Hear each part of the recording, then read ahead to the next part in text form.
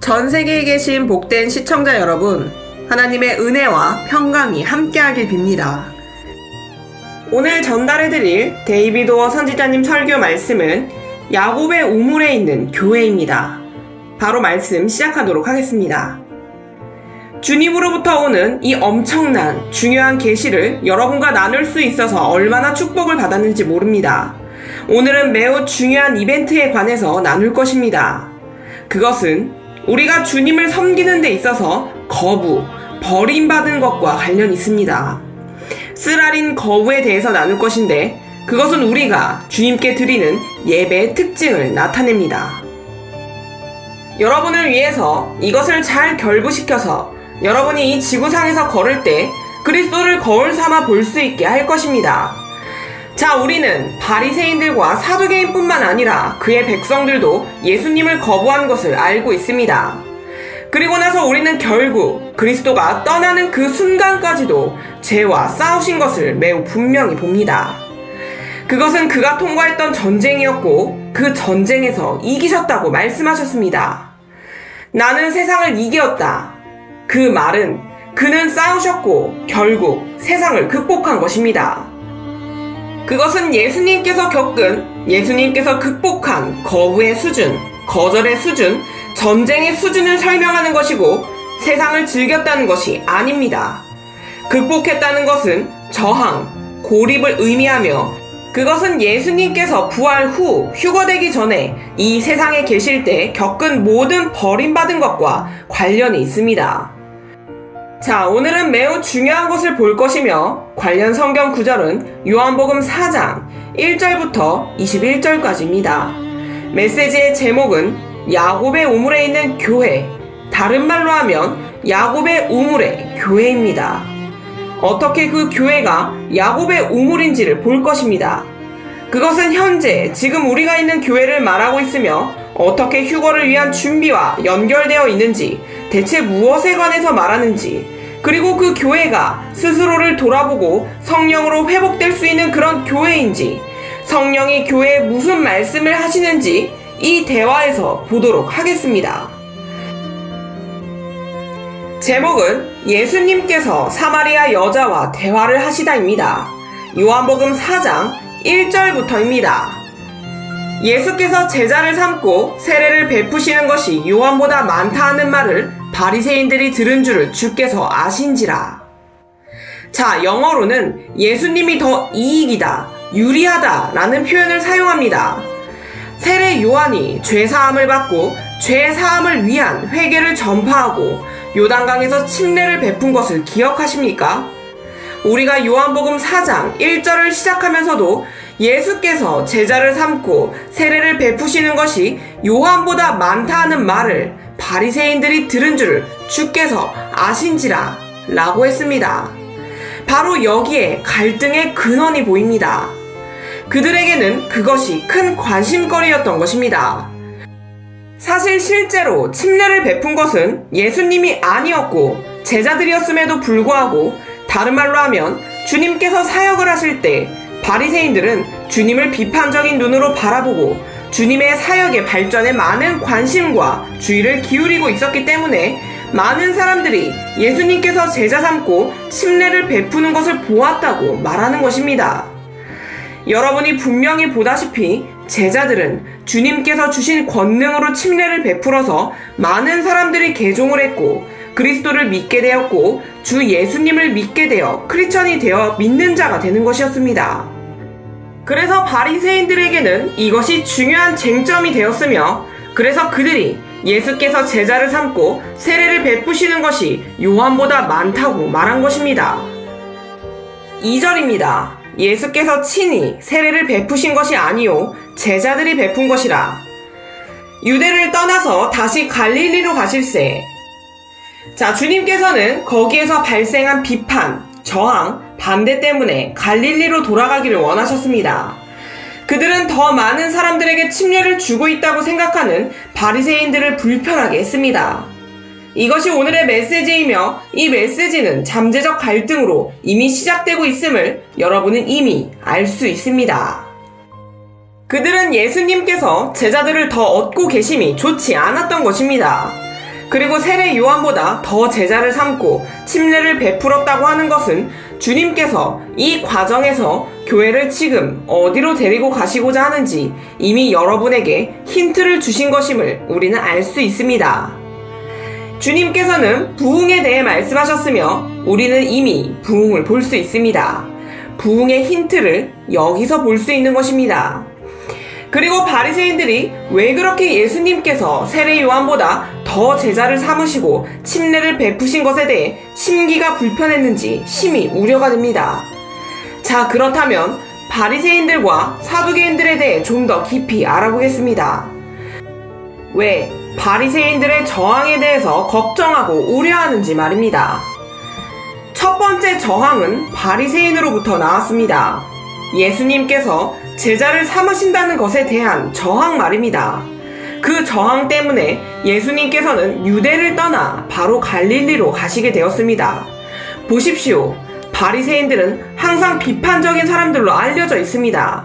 그 사람들은 항상 비난을 하는 사람들이고 위선자들이었습니다. 그들은 한 가지 일과 다른 길을 말하는 사람들이었고 주님께서 오셨을 때 믿지 않는 사람들이었습니다.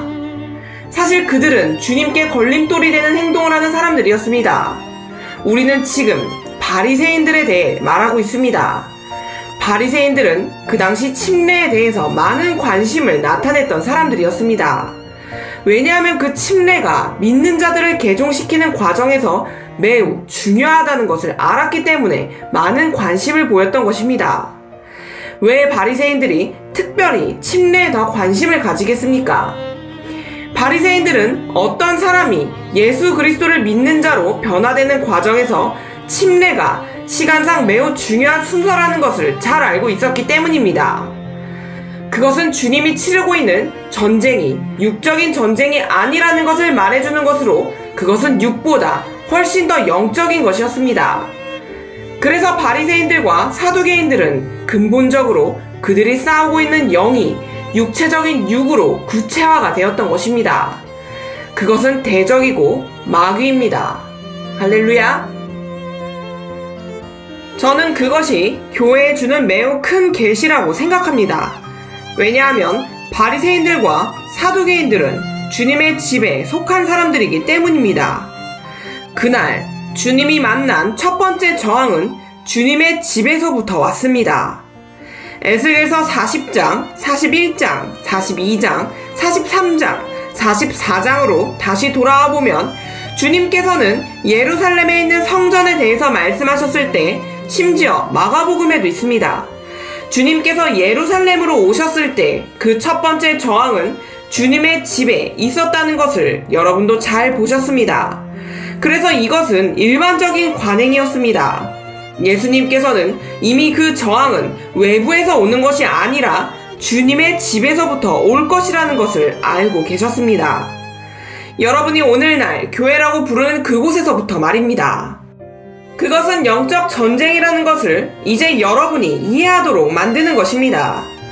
그래서 여러분은 그 다음 단계로 데려가겠습니다.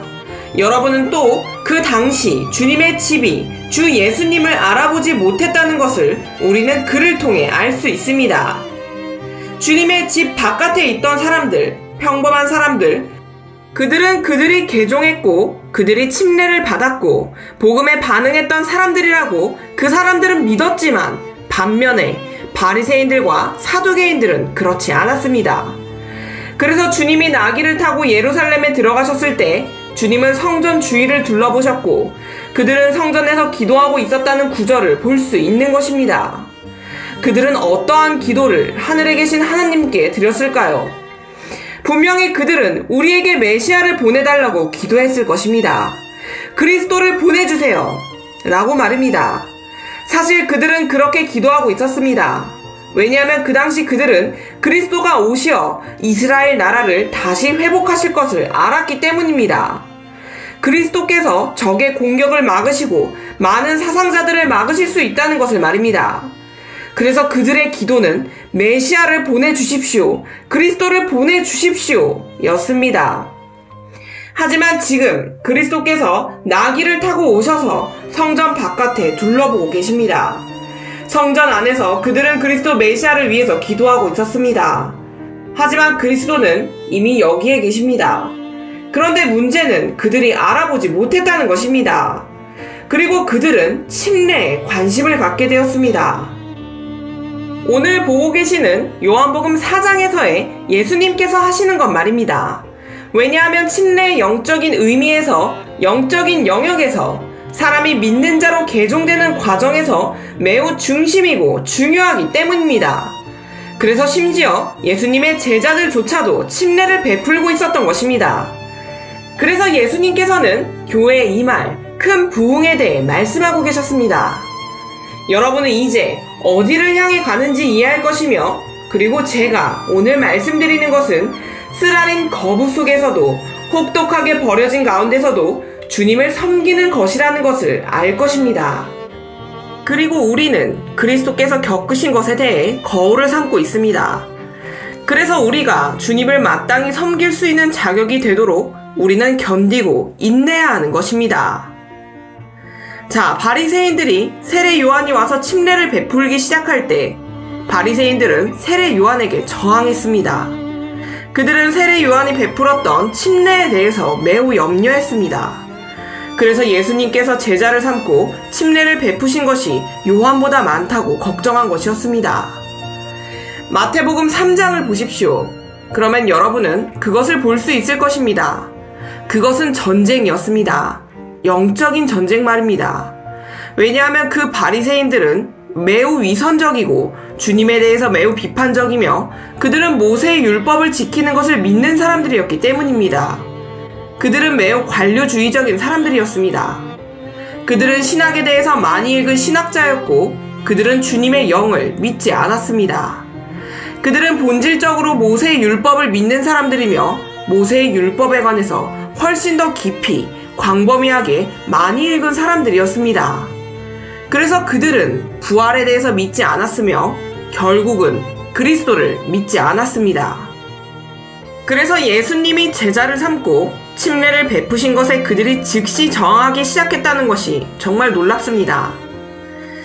그래서 그 사이 예수님을 떠나시게 했으며, 그래서 이것이 제가 말씀드릴 여정이고 그들에게 저항을 불러오는 여정이라는 것입니다.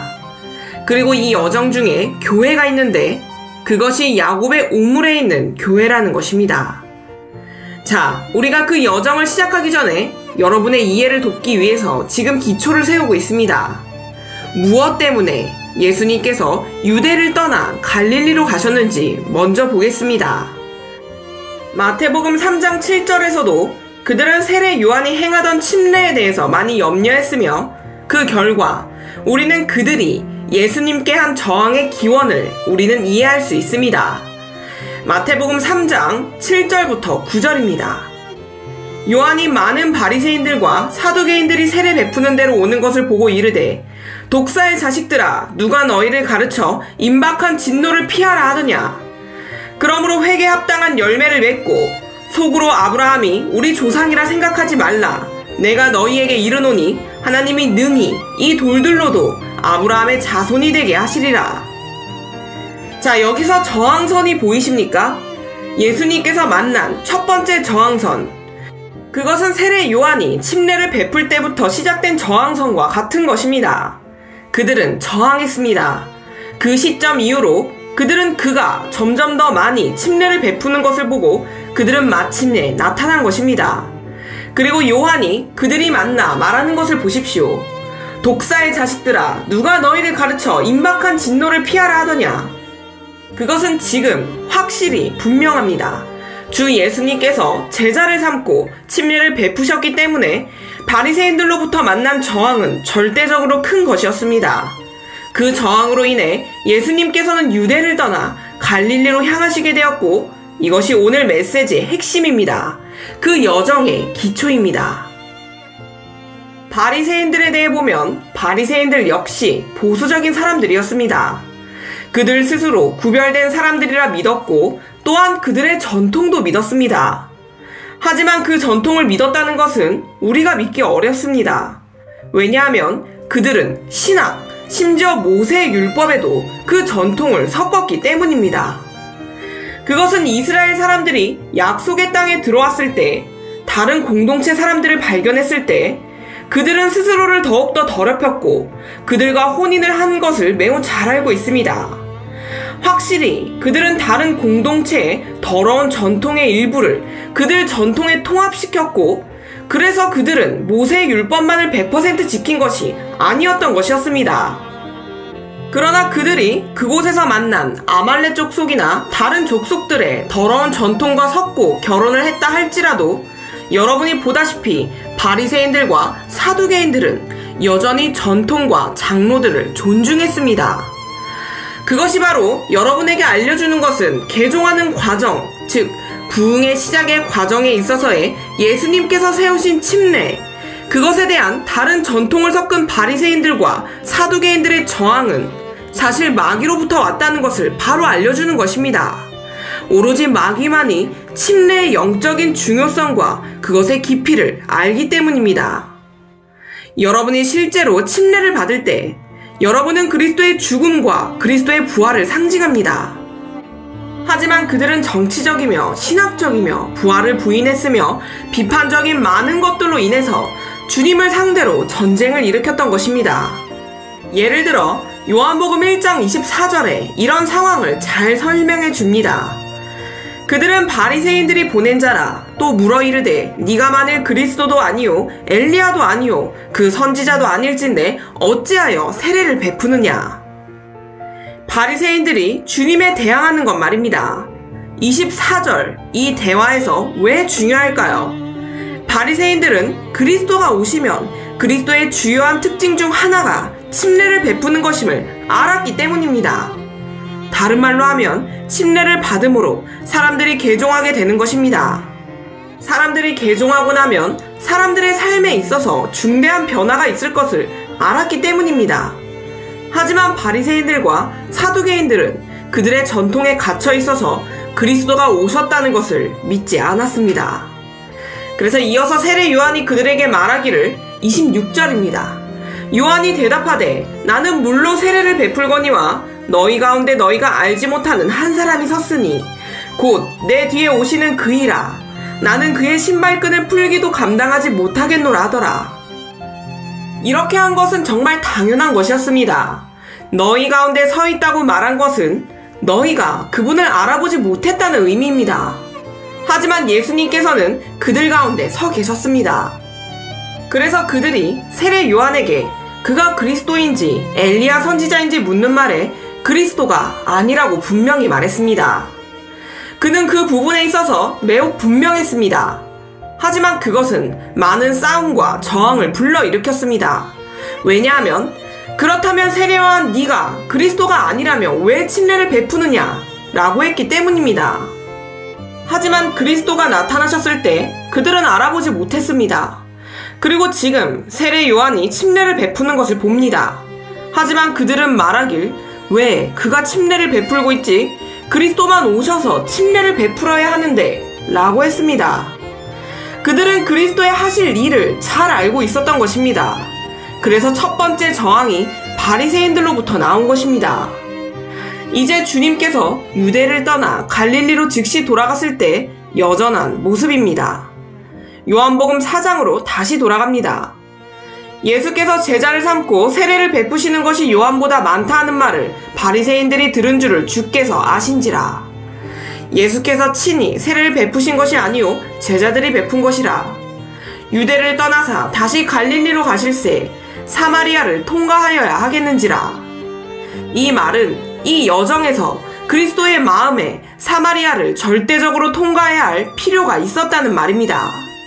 그 이유를 설명드리겠습니다. 5절입니다.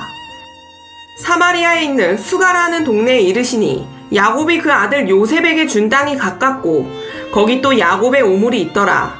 예수께서 길 가시다가 피곤하여 우물 곁에 그대로 앉으시니 때가 6시쯤 되었더라.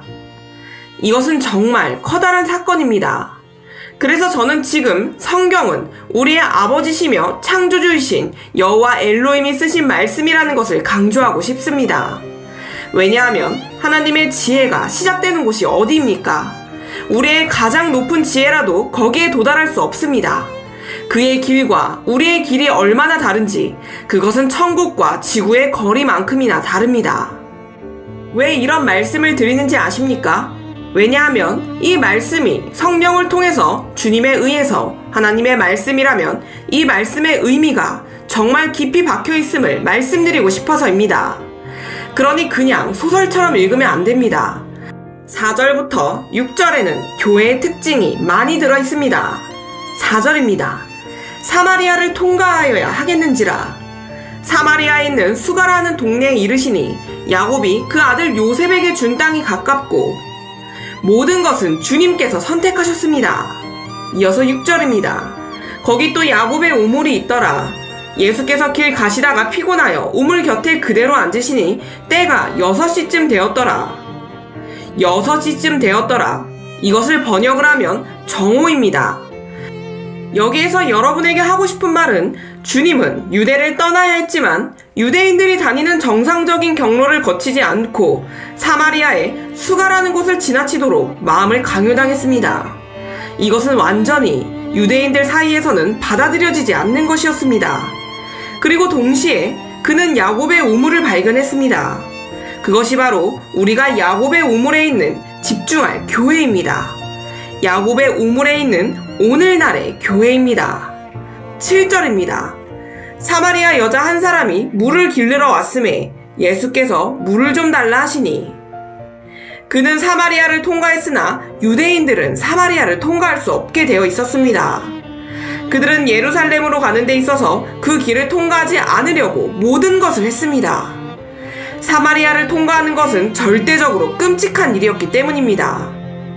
하지만 예수님께서는 그런 마음이 들었습니다. 사마리아의 수가라는 작은 동네를 통과해야만 한다, 통과해야만 하는 필요가 있다는 그 마음 말입니다. 그리고 거기서 예수님께서는 야곱의 우물을 본 것입니다. 나중에 이해하시겠지만 주님께서 거기서 본 것은 교회였습니다. 그리스도의 교회, 야곱의 우물에 있는 그리스도의 교회 말입니다. 계속해서 8절입니다. 이는 제자들이 먹을 것을 사러 그 동네에 들어갔음이러라. 사마리아 여자가 이르되 당신은 유대인으로서 어찌하여 사마리아 여자인 나에게 물을 달라 하나이까 하니 이는 유대인이 사마리아인과 상종하지 아니함이러라. 예수님께서 유대에 있는 바리새인들과 사두개인들에게 저항을 당하시고 즉시 유대를 떠나서 갈릴리로 행하셨습니다. 그 여정은 강요된 것이었고 유대에서 저항이 있었기 때문입니다. 왜냐하면 제자를 삼고 침례를 베푸시고 부흥이라는 것이 왔기 때문에 유대를 떠나셔야 했습니다. 하지만 주님께서 사마리아를 통과하는 것이 절대적으로 필요하다는 마음이 들었습니다. 그러나 우리는 어떠한 유대인이 사마리아인과 교류하는 것을 가증스럽고 혐오스러워 한다는 것을 알고 있습니다. 주님께서 사마리아를 지나 수가라는 작은 마을에 이를 때 예수님께서는 야곱이 사서 그의 아들 요셉에게 준 작은 땅, 그 정확한 지점에 있는 야곱의 우물을 만납니다. 주님께서 피곤하여 앉아 계실 때 주님은 교회를 만날 것입니다. 할렐루야! 그리고 거기에 여자가 나타났고 무슨 일이 일어나나 보십시오. 주님께서 그녀에게 자신을 대접하도록 부탁합니다. 나에게 물을 좀 주시오. 그것은 깊은 예언이었습니다. 물을 좀 주시오. 그녀는 나는 이제 막 물을 길르러 왔는데 어떻게 나에게 물을 달라 하시니까? 라고 말했습니다. 여러분이 신분과 계급의 순위를 본다면 사마리아인은 유대인보다 낮은 것으로 간주되었습니다. 그래서 유대인들은 사마리아를 피하기 위해서 예루살렘에 이르기까지 모든 것을 했습니다. 그때도 사마리아 땅은 절대로 건너지 않았습니다. 그래서 사마리아인들은 유대보다 낮은 신분에서 시작해야 했습니다. 그리고 사마리아 여자라는 것은 그것보다 더 낮은 지위였습니다. 그러니 어떻게 유대인 남자가 그 여자에게 물을 달라고 말할 수 있단 말입니까? 이어서 10절입니다. 예수께서 대답하여 이르시되 네가 만일 하나님의 선물과 또 내게 물을 좀 달라 하는 이가 누구인 줄 알았더라면 네가 그에게 구하였을 것이요 그가 생수를 네게 주었으리라. 예수님께서 이미 여기에 생수를 소개하십니다. 왜 생수에 대해서 소개하실까요? 성경에서 여러 번 주 예수님께서는 우리에게 산 돌을 언급하신 것을 기억하십니까? 베드로전서 2장 4절입니다. 사람에게는 버림바가 되었으나 하나님께는 택하심을 입은 보배로운 산돌이신 예수께 나아가 너희도 산돌같이 신령한 집으로 세워지고 예수 그리스도로 말미암아 하나님이 기쁘게 받으실 신령한 제사를 드릴 거룩한 제사장이 될지니라. 이것은 주님께서 산돌이라고 불리시는 것 중에 하나입니다. 그리고 생수라고도 불리셨습니다. 우리가 지금 그것을 보고 있으며 이 여자와 교제를 시작하기 위해서 그것을 사용하고 계시는 것을 우리는 알 수 있습니다. 이 교회가 주님께서 바로 여기에서 마주친 교회입니다. 여기서 무엇을 하고 있느냐고 물으시면서 야곱의 우물에서 교회를 발견한 것입니다. 물을 달라고 했던 그를 알았더라면 그에게 생수를 달라고 했을 것이다. 이 부분에 대한 여러분의 분명한 이해를 위해서 조금 되돌아가 보겠습니다. 먼저 야곱의 우물, 왜 야곱의 우물이라 불리었을까요? 창세기 33장 16절에서 20절로 가보겠습니다. 창세기 33장 16절입니다. 이날에 에서는 세일로 돌아가고 야곱은 숫곳에 이르러 자기를 위하여 집을 짓고 그의 가축을 위하여 우릿간을 지었으므로 그 땅 이름을 숫곳이라 부르더라. 야곱이 밧단 아람에서부터 평안히 가나안 땅 세겜 성읍에 이르러 그 성읍 앞에 장막을 치고 그 장막을 친 밭을 세겜의 아버지 하몰의 아들들의 손에서 베크시타에 샀으며 거기에 제단을 쌓고 그 이름을 엘렐로헤 이스라엘이라 불렀더라. 그것이 야곱의 우물이라 불리는 이유입니다. 이 장소를 그가 샀으며 땅을 파고 집을 지었습니다. 여러분이 잘 볼 수 있다시피 야곱은 성읍 앞에 장막을 쳤습니다. 심지어 가축과 같이 말입니다. 창세기 49장 21절입니다. 납달리는 노인 암사슴이라 아름다운 소리를 바라는도다. 요셉은 무성한 가지 곧 샘 곁에 무성한 가지라 그 가지가 담을 넘었도다. 잘 들어보십시오. 근본적으로 성령께서 여기서 말씀하시는 것은 야곱이 드디어 그 재산을 나누는 시간에 도달했을 때입니다. 그는 그것을 그의 12명의 아들들에게 나누었습니다. 그는 납달리에 관해서 이야기했고 22절에 와서는 요셉의 몫에 해당하는 땅에 대해서 말하고 있습니다. 요셉은 무성한 가지이고 샘 곁에 무성한 가지이다. 자, 그것이 오늘 우리가 말하고 있는 이 우물입니다. 야곱의 우물, 그의 소중한 아들 요셉에게 준 땅에 있습니다. 그가 그것에 대해서 얼마나 아름답게 이야기하고 있는지 여러분은 보이십니까?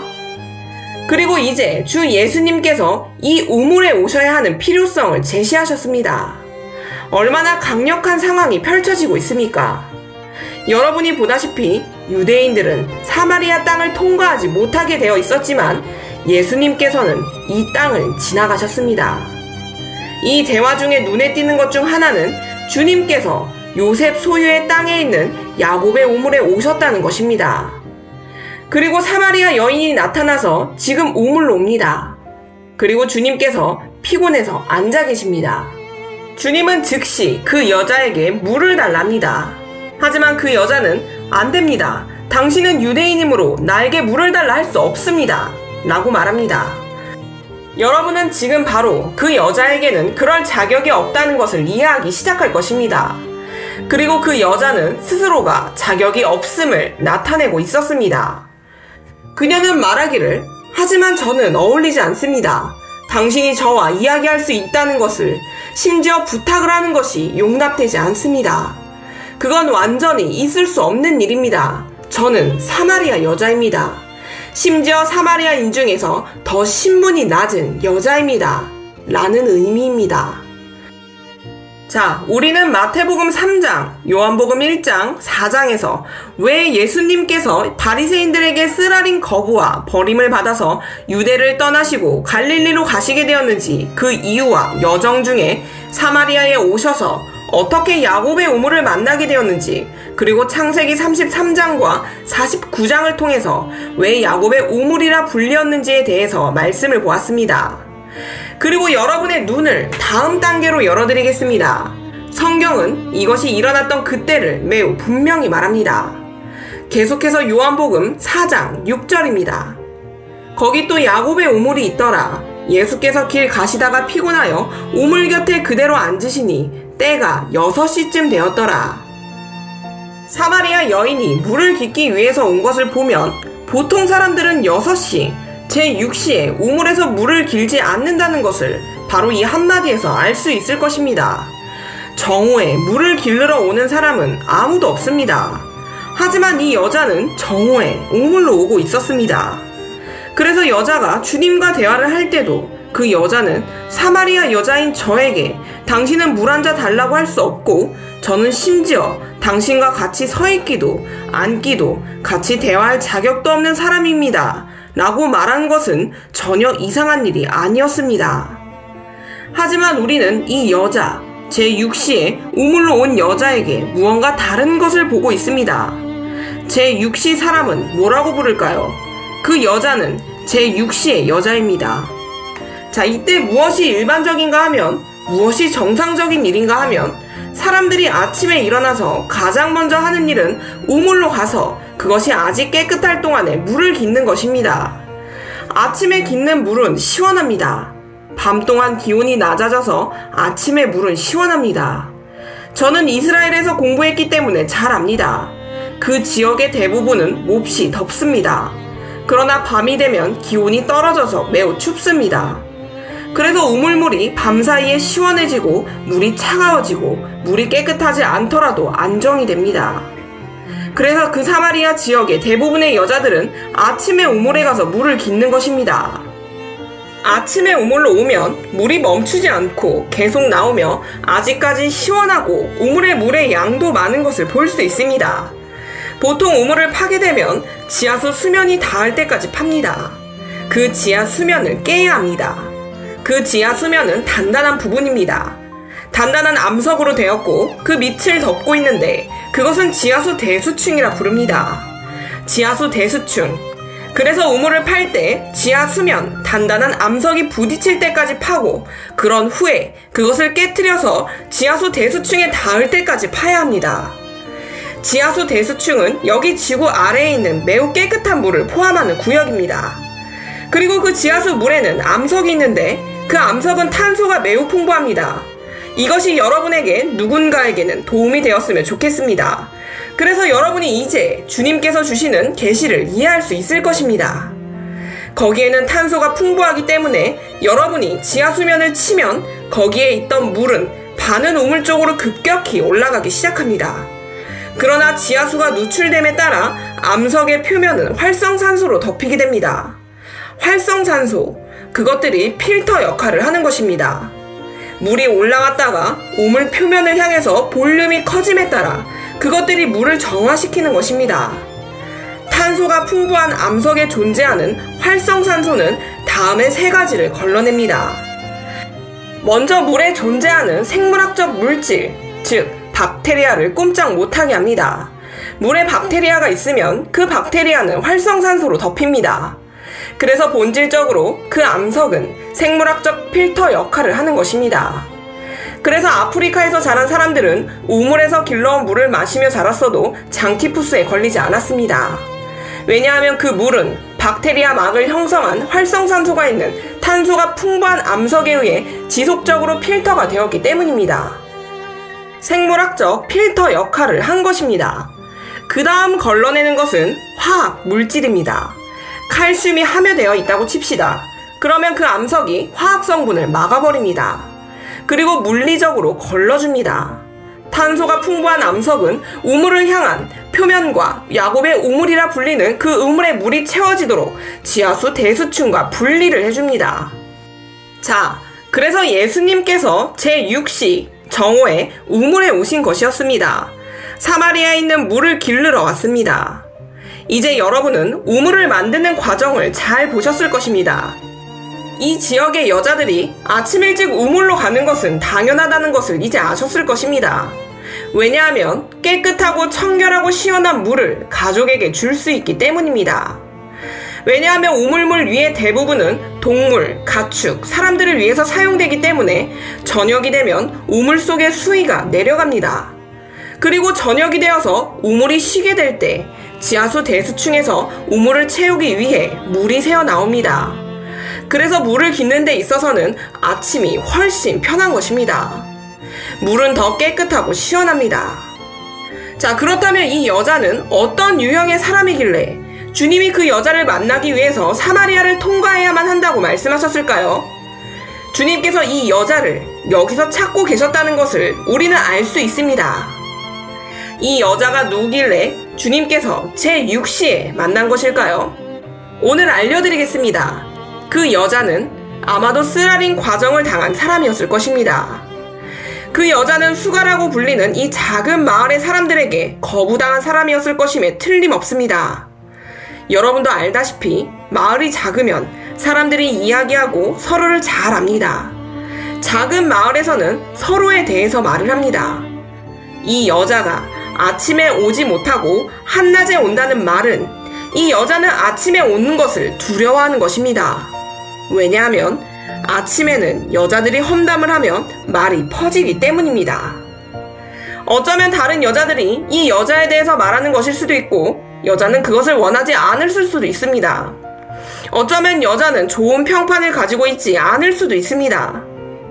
그래서 여자가 그 작은 마을 수가에서 이야기거리의 대상이었을지도 모릅니다. 그래서 이 여자는 혼자 있을 때 우물에 가기로 한 것이었습니다. 여자가 여기서 말하는 것을 보십시오. 요한복음 4장 11절입니다. 여자가 이르되 주여 물기를 그릇도 없고 이 우물은 깊은데 어디서 당신이 그 생수를 얻겠사옵나이까? 우리 조상 야곱이 이 우물을 우리에게 주셨고 또 여기서 자기와 자기 아들들과 짐승이 다 마셨는데 당신이 야곱보다 더 크니이까? 자, 여기서 흥미로운 것을 소개하겠습니다. 이 여자가 아침에 올 수 없었고 이 여자가 우물에 올 수 있는 유일한 길은 제6시 정오에 오는 것이었습니다. 그리고 이 사마리아 여자가 아침에 나타나지 못할 수도 있는 유일한 이유는 그녀에 대해서 뭔가 바르지 못한 것이 있었을 것입니다. 사람들이 그 여자를 험담했을 것입니다. 보통의 사람들은 자신의 가족이나 남편에 대해서 자랑스럽게 이야기하고 있었습니다.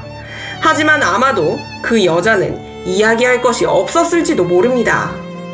만약 그 여자가 그 지역사회에서 거절당했다면 여자가 한 일이 뭔가 잘못된 것일 수도 있을 것입니다. 그래서 그 여자는 우물가에서 이야기거리의 논쟁의 대상이 되기 때문에 아침에 우물에 오고 싶어 하지 않았을지도 모릅니다. 아니면 이야기할 만한 좋은 집안 출신이 아니었을지도 모릅니다. 그 여자는 말할 것이 아무것도 없었습니다. 그 사마리아 여자 또한 깨끗하고 맑고 시원한 물이 필요했었다는 것이 분명합니다. 하지만 아침에 와서 물을 기를 수 없었습니다. 그렇다면 이 여자는 누구입니까? 이 메시지에서 저는 이 여자를 제6시의 여자라고 부르겠습니다. 그 말은 심지어 오늘날이라고 해도 아무도 만나지 않았었다는 것입니다. 이 여자는 멀리 서서 보고 우물가에 누가 있나? 아무도 없지? 그럼 이제 우물로 가서 물을 깃자. 그럼 아무도 나를 창피주지 않을 거야 라고 생각했을 것입니다. 제가 보기에 이 여자는 창피당하고 망신당한 사람으로 보입니다. 그리고 예수님께서는 아침에 여자를 만나러 오는 것이 아니라 일부러 의도적으로 한낮에 여자를 만나려고 한 것입니다. 오늘의 메시지가 야곱의 우물에 있는 교회라는 것을 놓치지 마십시오. 제목은 혹독한 거절 중에 주님 섬김입니다. 우리는 사마리아 여자가 가장 비참하게 가혹하게 버림받았기 때문에 아침에 일찍 올 형편도 안 되는 것을 분명히 봅니다. 그 여자는 한낮 제6시에 와야 했던 것입니다.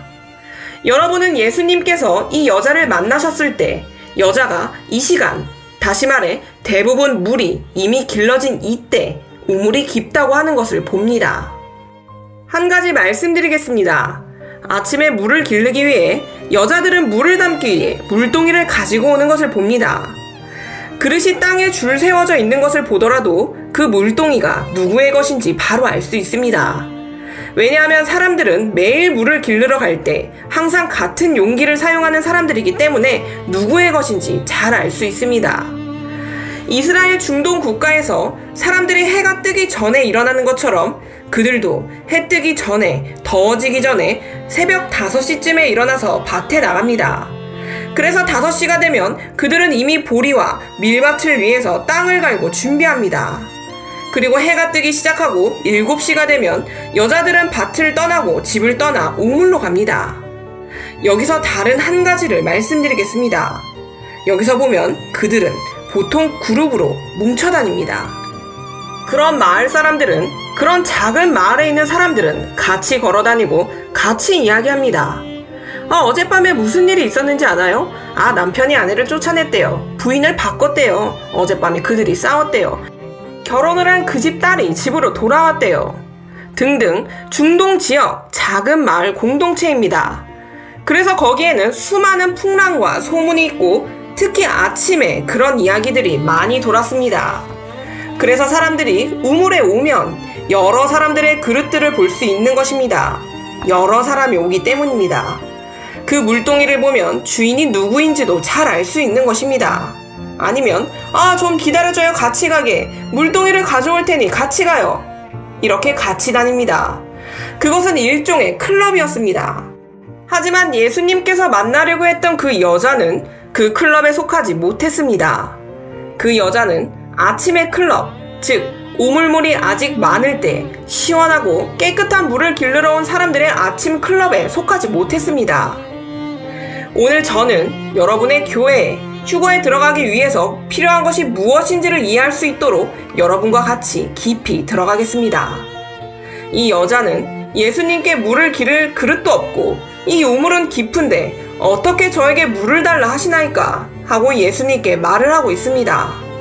이 시간에는 밤새 나왔던 물은 사람들이 이미 다 길러가고 남은 것은 깊은 우물과 지저분한 뿐입니다. 왜냐하면 사람들이 그들의 소나 가족과 가축들을 위해서 이미 다 퍼갔기 때문입니다. 저는 예수님께서 일부러 만나시기로 한 이 여자에 대해서 많이 이해하고 싶었습니다. 그 사람은 버림받은 사람이고 굴욕을 당한 사람이고 어디에도 속하지 않은 사람이었습니다.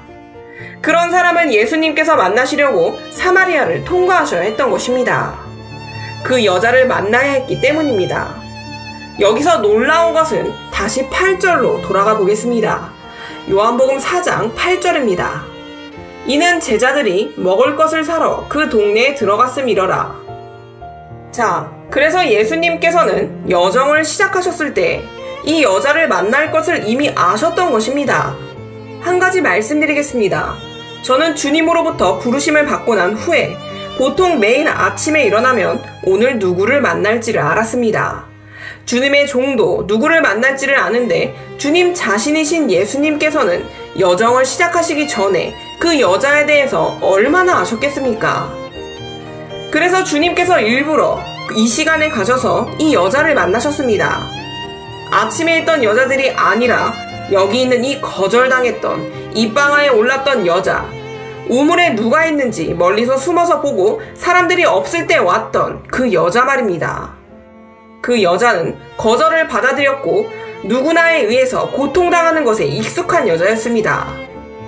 물이 아무리 더러워도 아무도 없을 때 우물에 가겠습니다. 그냥 고통받겠습니다. 그냥 더러운 물을 기르겠습니다. 우물이 깊어져서 물을 퍼기 힘들어도 그냥 고통받을게요 라고 말하는 여자입니다. 여러분은 이것을 이해하십니까? 메시아이신 그리스도께서 일부러 만나기 위해 오신 그 여자가 여러분은 이제 보이냐는 말입니다. 다른 말로 하면 이 여자는 예수님과 비슷한 정체성을 가지고 있었습니다. 고난에 익숙하고 심하게 거절당했습니다. 버림받았습니다. 결국 예수님께서 유대를 떠나 갈릴리로 가시게 된 이유도 바리새인들에 의해서 당한 거절 때문입니다. 예수님께서 제자를 삼으시고 침례를 베푼다는 소리를 듣고 거절했습니다. 그것은 심한 전쟁이었으며 우리는 요한복음 1장 24절에서 분명히 보았습니다.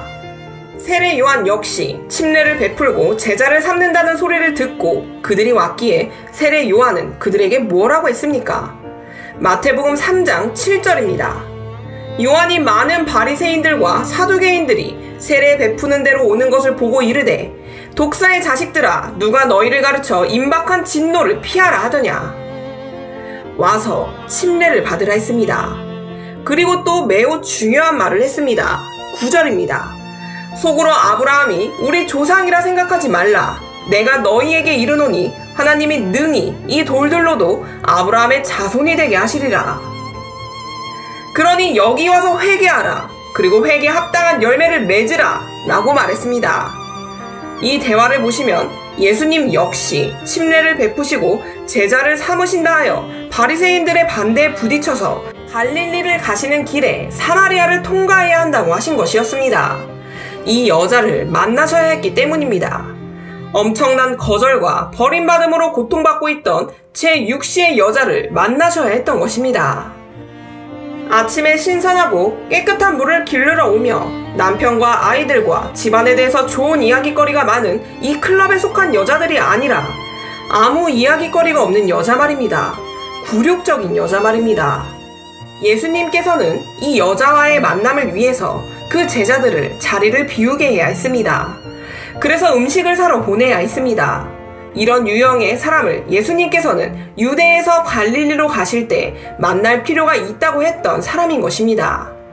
그래서 제6시에 거기에 도착하셨고 만나기로 한 그 여자도 나타났습니다. 그 외에 여기서 보는 것은 이 여자는 다른 사람들과는 달리 제6시에 정오에 물을 길르러 왔다는 것입니다. 매우 이상한 시간입니다. 아무도 그 시간에 오지 않는 그런 시간입니다. 평범한 삶을 사는 다른 여자들은 아침에 물을 길르러 옵니다. 물이 시원할 때 말입니다. 저는 지하수가 나는 과정에 어떻게 화학적으로, 물리적으로, 생물학적으로 박테리아가 걸러지고 아침에 물이 더 시원하고 깨끗하고 물의 양이 많아지는지를 이미 설명드렸습니다. 그러나 이 여자는 비난을 받기 때문에, 거부당하기 때문에, 비참한 거절을 당하기 때문에 아침에 올 수 없었습니다. 고통과 슬픔이 익숙합니다. 내세울 것이 아무것도 없습니다. 그래서 예수님께서 이 여자를 만나셨고 그 과정에서 이 여자는 이 우물은 우리의 조상 야곱의 것이라고 말한 것입니다. 계속하면 요한복음 4장 11절입니다. 여자가 이르되 주여 물기를 그릇도 없고 이 물은 깊은데 어디서 당신이 그 생수를 얻겠사옵나이까? 라고 말했습니다. 주님께서 10절에서 말씀하시길 예수께서 대답하여 이르시되 네가 만일 하나님의 선물과 또 네게 물 좀 달라 하는 이가 누구인 줄 알았더라면 네가 그에게 구하였을 것이요 그가 생수를 네게 주었으리라. 그래서 그 여자는 말하기를 12절입니다. 우리 조상 야곱이 이 우물을 우리에게 주셨고 또 여기서 자기와 자기 아들들과 짐승이 다 마셨는데 당신이 야곱보다 더 크니까. 본질적으로 그 여자는 그 여자와 대화를 하고 있는 사람에 대해서 눈치를 채고 있었습니다. 이 사람이 야곱보다 클 수 있다고 눈치를 챈 것입니다. 이것은 이름에 관한 것이었습니다. 야곱은 큰 이름입니다. 여러분이 야곱에 대해서 이야기하면 그 지역 주변에서도 큰 이름, 명성이 있는 이름을 이야기하는 것입니다. 그래서 여러분이 야곱 자신이 마셨던 야곱의 우물의 물을 마신다면 그것은 누군가의 조상에 대해서 말을 하는 것입니다. 주 예수님께서는 너무 거절당하고 굴욕적이고 내세울 게 하나도 없는 여자, 다른 말로 하면 고통받는 사람, 슬픔에 있는 사람, 고통에 익숙한 사람과 만나고 있는 것입니다. 하지만 여러분은 예수님 자신을 보아도 막 거절당했고 그 삶 전체도 거절로 가득 차 있음을 볼 수 있습니다. 그래서 그 거절당한 이 여자와 주님 자신 또한 거절당했다는 사실의 유사점을 볼 수 있을 것입니다. 그래서 이것이 왜 그가 이 교회를 만나려고 했는지, 이 특정한 교회를 만나시려고 했는지 분명히 설명이 됩니다. 자, 이제 야곱의 우물에 있는 두 교회에 관해서 이야기할 것입니다. 첫 번째 교회는 여기에 있는 이 교회, 고통에 익숙한 교회, 철저하게 버림받은 가운데 주님을 섬기는 교회입니다. 하지만 죄에 빠졌고 생수가 많이 필요하고 회개가 많이 필요하고 구원이 많이 필요한 교회입니다. 그 교회는 모욕당했고 발버둥 치는 교회입니다. 구원받기 위해서는 예수님의 보혈의 피로 구원을 받아야 하는 것을 아는 교회입니다. 하지만 편안하고 아침에 시원하고 깨끗한 물을 마시는 교회, 좋은 조상을 가진 교회, 야곱은 우리의 아버지고 우리의 조상입니다. 우리는 야곱으로부터 매일 물을 마십니다. 라고 하는 교회와 야곱의 우물에서 거절에 직면해 있는 주님께서 의도적으로 만나신 교회, 이렇게 두 가지의 교회가 있었습니다. 이사야 53장입니다. 이런 교회에 대해서 뭐라고 기록되어 있는지 보겠습니다. 2절입니다. 그는 주 앞에서 자라나기를 연한 순 같고 마른 땅에서 나온 뿌리 같아서 고운 모양도 없고 풍채도 없은즉 우리가 보기에 흠모할 만한 아름다운 것이 없도다. 자, 여기서 메시아가 어땠는지 보이십니까? 그리스도가 어떠했는지 보이십니까? 왜 예수님께서 일부러 만나려고 했는지 알겠습니까? 성경에서 예수님께서는 사마리아를 반드시 통과해야만 한다고 했습니다. 왜 사마리아를 통과해야만 했어야 했는지 여러분은 보이십니까?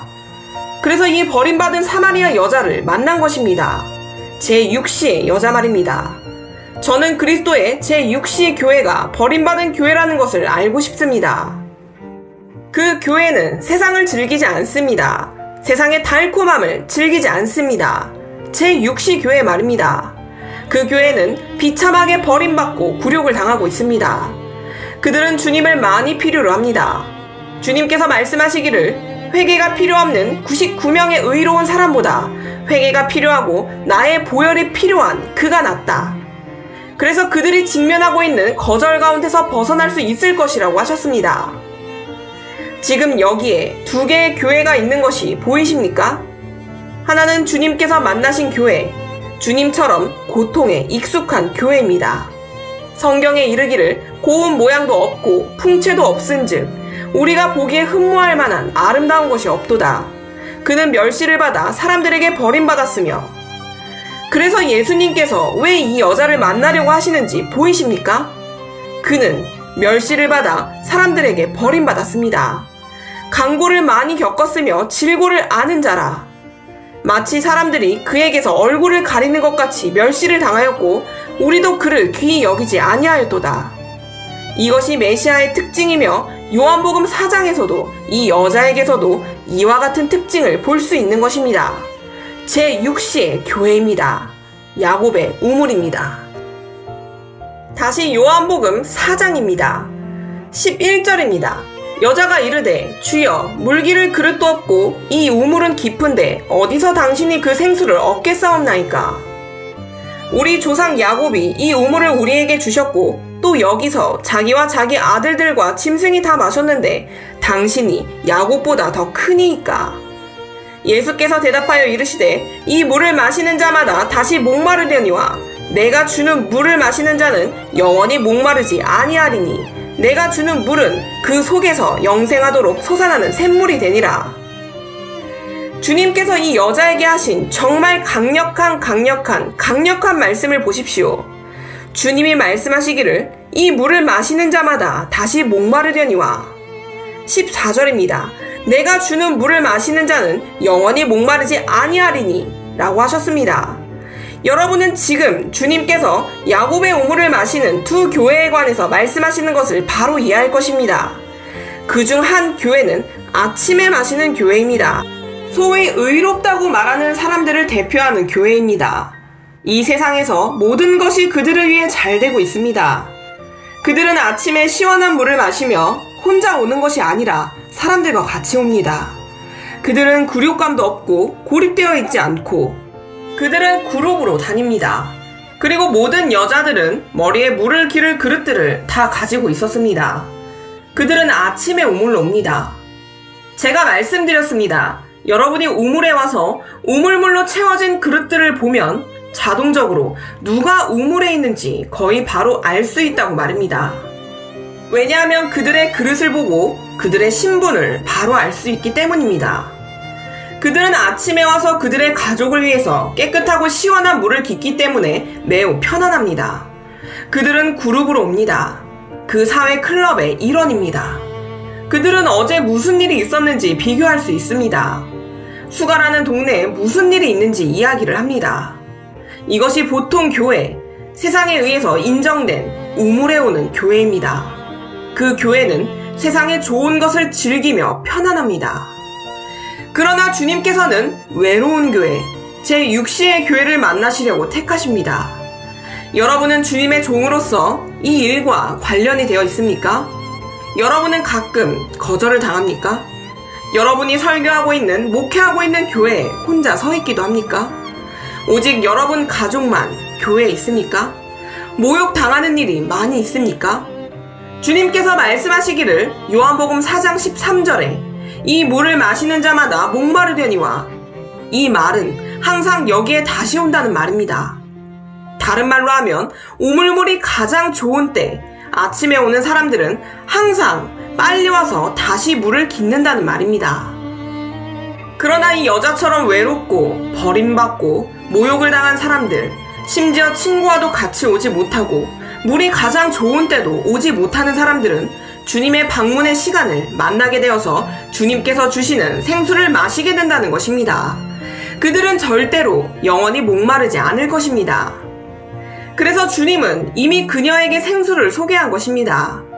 사실 그 여자는 세상의 물, 즉 야곱의 우물에서 나온 물에 대해서는 편안하고 익숙할 필요가 없었습니다. 주님께서 여자에게 야곱의 우물에서 빠져나오면 생수를 만날 수 있을 거라고 말씀하십니다. 자, 이제 어떻게 전개되는지 보겠습니다. 요한복음 4장 15절입니다. 여자가 이르되 주여 그런 물을 내게 주사 목마르지도 않고 또 여기 물 길르러 오지도 않게 하옵소서. 왜 이 여자는 야곱의 우물에서 이 세상의 물을 깃기 위해서 계속 여기 오지 않아도 되도록 주님께 생수를 달라고 했을까요? 왜냐하면 그녀는 많은 거부감에 시달렸고 굴욕감을 느꼈고 우물에 숨어서 오고 가는 것에 지쳤기 때문입니다. 이 대화가 더 진행되기 전에 주님의 궁극적인 부흥을 교회에 말씀하기 전에 성경에서 인용된 제6시의 사람들에 대해서 알아보겠습니다. 마가복음 5장 24절부터 34절까지입니다. 이에 그와 함께 가실새 큰 무리가 따라가며 애워싸 밀더라.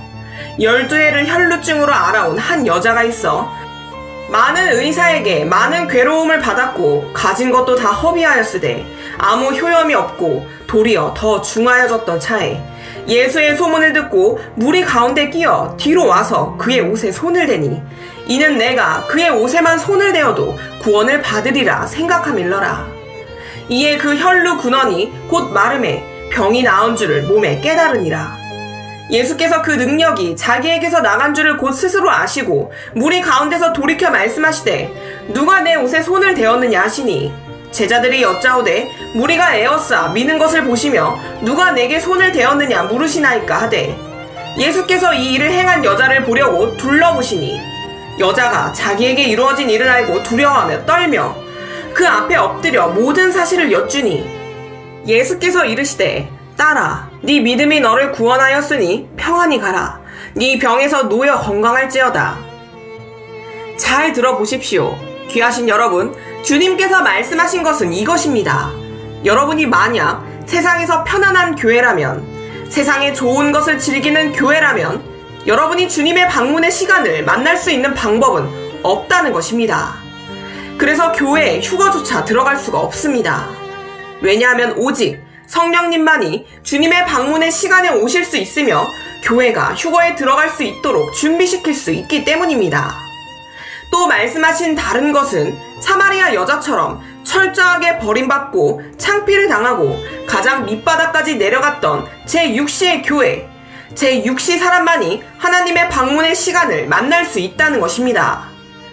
주님께서 여기서 말씀하실 때 주님께서 야곱의 우물에 있는 교회가 제6시에 있기 위해서 필요한 것이 무엇인지 말씀하고 계셨습니다. 그것을 야곱의 우물에 갈 때 아침에 가서는 안 된다는 것이었습니다. 제6시에 가야 한다는 의미입니다. 왜냐하면 그때야 주님을 만날 수 있기 때문입니다. 그리고 제6시의 우물에 오는 사람들, 그 사람들이 바닥을 친 사람들입니다.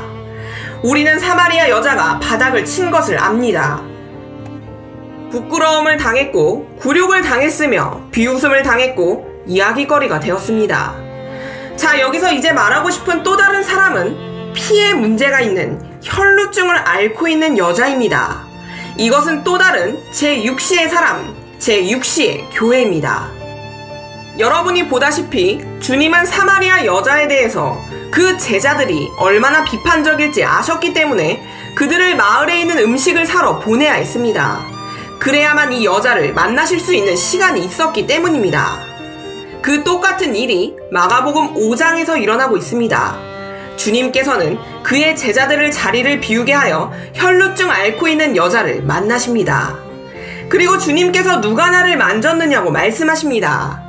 그의 제자들은 대답하기를 거기에는 지나가는 사람이 많은데 어찌 그리 물으십니까? 라고 합니다. 하지만 주님은 그들을 무시하고 누가 나를 만졌느냐고 물으십니다. 그래서 이 일로 한 여자가 오는데 주님이 말씀하시길 딸아 너는 치유받았느니라. 그리스어로 치유받았다는 말은 구원을 받았다는 말입니다. 너는 너의 죄가 사해졌다고 아주 분명히 말씀하신 것입니다. 귀하신 여러분, 피에 문제가 있는 혈루증을 앓고 있는 이 여자 또한 제6시의 사람입니다. 그것 때문에 주님께서 이 여자를 만날 수 있는 유일한 길이었습니다. 왜냐하면 여러분은 그 상황을 상상할 수 있을 것입니다. 여자로서 가장 굴욕적인 것은 출혈을 하는 것이라는 것입니다. 여자가 출혈을 하는 것, 심지어 모세 오경에도 분명히 언급되어 있었지만 어떤 사람이 출혈을 하면 그들은 추방당하게 되어 있었습니다. 이 여자는 심지어 12년 동안이나 피를 흘리고 있었기 때문에 거절당했고 나아지기는커녕 고통이 심해졌습니다. 여자는 피를 많이 흘리기 때문에 힘이 없었고 남의 입방아에 많이 올랐고 자신감이 없었습니다. 여러분은 12년 동안이나 이렇게 혈루증을 앓고 있는 여자를 상상할 수 있을 것입니다. 피는 심지어 박테리아 증식의 매개체가 되는데 이 여자가 얼마나 어려울지는 여러분은 아실 것입니다. 그래서 그녀는 자신감이 없었습니다. 사람들이 있는 곳을 가는 것을 두려워했습니다. 그래서 사마리아 여자처럼 이 여자는 항상 혼자 있었던 것입니다.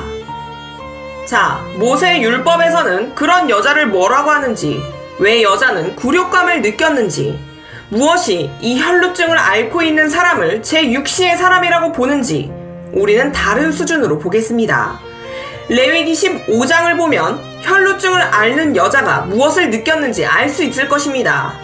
그래서 마가복음 5장에 나오는 혈루병을 앓는 여자는 바닥까지 내려갔다는 것을 알 수 있을 것입니다. 얼마나 굴욕적이었는지 여러분은 상상할 수 있을 것입니다. 여자로서 매일 12년 동안 피를 흘립니다. 피를 흘리고 냄새가 좋지 않기 때문에 얼마나 많은 거절과 거부를 당했는지 여러분은 상상이 갈 것입니다. 그런 모든 일들이 이 여자에게 일어난 것입니다. 여러분의 이해를 돕기 위해서 다른 레벨로 가보겠습니다. 레위기 15장 25절부터 35절입니다. 이것이 모세 율법인데 어떻게 설명하는지 보겠습니다. 25절입니다. 만일 여인의 피의 유출이 그의 불결기가 아닌데도 여러 날이 간다든지 그 유출이 그의 불결기를 지나도 계속되면 그 부정을 유출하는 모든 날 동안은 그 불결한 때와 같이 부정한즉 성경에서는 부정하다고 합니다. 그것이 모세의 율법에서 보는 이 여자에 대한 견해입니다. 부정을 유출하는 모든 날 동안 부정하다고 했습니다. 그러면 이 여자는 12년 동안 부정했다는 것입니다. 이 여자가 무엇을 겪었는지 아시겠습니까? 이 굴욕감은 엄청났을 것입니다. 26절입니다. 그의 유출이 있는 모든 날 동안에 그가 눕는 침상은 그에게 불결한 때의 침상과 같고 그가 앉는 모든 자리도 부정함이 불결한 때의 부정과 같으니 그것들을 만지는 자는 다 부정한즉 그의 옷을 빨고 물로 몸을 씻을 것이며 저녁까지 부정할 것이요. 이 말은 그 여자는 분리되었다는 말입니다. 그 여자가 만진 것은 심지어 여러분이 만질 수 없다는 말입니다. 그 여자가 앉은 의자를 여러분은 앉을 수 없다는 말입니다. 얼마나 심한 일입니까? 그것이 이 여자가 바닥을 친 것이며 제6시의 사람이 될 수 있도록 한 것이었습니다. 그들이 사마리아 여자를 거부한 것처럼 말입니다. 예수님께서는 특별히 제6시 교회를 만날 것을 일부러 의도하신 것을 제가 말씀드렸습니다. 그런 교회가 성령님의 방문을 보는 교회입니다. 세상에서 인정받은 교회가 아닙니다. 그들은 세상과 타협했고 세상에서 나오는 좋은 것들을 즐깁니다. 죄와도 타협을 했습니다. 하지만 제6시의 교회는 바닥을 쳤습니다. 이것이 이 여자에게 무슨 의미인지 이제 이해하시겠습니까? 12년 동안 그 여자가 만진 것은 아무도 만질 수 없고 그 여자가 앉은 의자도 아무도 앉을 수 없고 그 여자가 누운 침상 또한 그렇습니다. 그 여자가 접촉한 어떤 것도 부정한 것으로 모세의 율법에 의해서 선언되었습니다. 모세의 율법은 하나님께서 주셨습니다. 계속해서 레위기 15장 27절부터입니다. 그것들을 만지는 자는 다 부정한즉 그의 옷을 빨고 물로 몸을 씻을 것이며 저녁까지 부정할 것이요 그의 유출이 그치면 이레를 센 후에야 정하리니 그는 8째 날에 산비둘기 2마리나 집비둘기 새끼 2마리를 자기를 위하여 가져다가 회막 문 앞 제사장에게로 가져갈 것이요 제사장은 그 한 마리는 속죄제로 다른 한 마리는 번제로 드려 유출로 부정한 여인을 위하여 여호와 앞에서 속죄할지니라. 너희는 이와 같이 이스라엘 자손이 그들의 부정에서 떠나게 하여 그들 가운데에 있는 내 성막을 그들이 더럽히고 그들이 부정한 중에서 죽지 않도록 할지니라. 이 규례는 유출병이 있는 자와 설정함으로 부정하게 된 자와 혈루증을 앓고 있는 여자가 엄청난 고통을 겪은 것을 여러분은 이제 분명히 보았습니다. 왜냐하면 모세 율법에는 여인의 피에 유출이 있으면 불결한 때와 같이 부정하게 여긴다고 분명히 나와있기 때문입니다. 그래서 그런 맥락에서 여러분은 12년 동안의 거절의 무게를 상상할 수 있을 것입니다. 그런 이유로 이것이 쓰라린 거절을 받아들이고 예수님께서 만나시고자 하는 목적을 가진 또 다른 여자라는 것을 분명히 말하는 것입니다. 그리고 거절당한 사람의 또 다른 사례가 있습니다. 요한복음 8장 1절에서 11절입니다. 예수는 감람산으로 가시니라. 아침에 다시 성전으로 들어오시니 백성이 다 나아오는지라. 앉으사 그들을 가르치시더니 서기관들과 바리새인들이 음행 중에 잡힌 여자를 끌고 와서 가운데 세우고 예수께 말하되 선생이여 이 여자가 간음하다가 현장에서 잡혔나이다. 모세는 율법에 이러한 여자를 돌로 치라 명하였거니와 선생은 어떻게 말하겠나이까? 그들이 이렇게 말함은 고발할 조건을 얻고자 하여 예수를 시험함이러라. 예수께서 몸을 굽히사 손가락으로 땅에 쓰시니 그들이 묻기를 마지 아니하는지라. 이에 일어나 이르시되 너희 중에 죄 없는 자가 먼저 돌로 치라 하시고 다시 몸을 굽혀 손가락으로 땅에 쓰시니 그들이 이 말씀을 듣고 양심의 가책을 느껴 어른으로 시작하여 젊은이까지 하나씩 나가고 오직 예수와 그 가운데 섰는 여자만 남았더라. 예수께서 일어나사 여자 외에 아무도 없는 것을 보시고 이르시되 여자여 너를 고발하던 그들이 어디 있느냐? 너를 정죄한 자가 없느냐? 대답하되 주여 없나이다. 예수께서 이르시되 나도 너를 정죄하지 아니하노니 가서 다시는 죄를 범하지 말라 하시니라. 음행 중에 잡혀온 여자입니다. 바닥을 친 또 다른 여자입니다. 바리새인들과 서기관들에 의해서 잡혀 끌려와서 예수님 앞에 놓고 돌로 치려고 했습니다. 예수님께서 그들에게 너희 중에 죄가 없는 자가 있으면 먼저 돌로 치라 하시자 그들은 모두 떠나갔지만 예수님께서 그 죄를 묵인하지 않으셨습니다. 음행죄 말입니다. 가서 다시는 죄로 가득한 삶을 살지 말라고 하셨습니다. 그래서 여기에 매우 분명히 볼 수 있습니다. 사마리아 여자는 죄인이었기 때문에 제6시의 여자였고 거절당했습니다.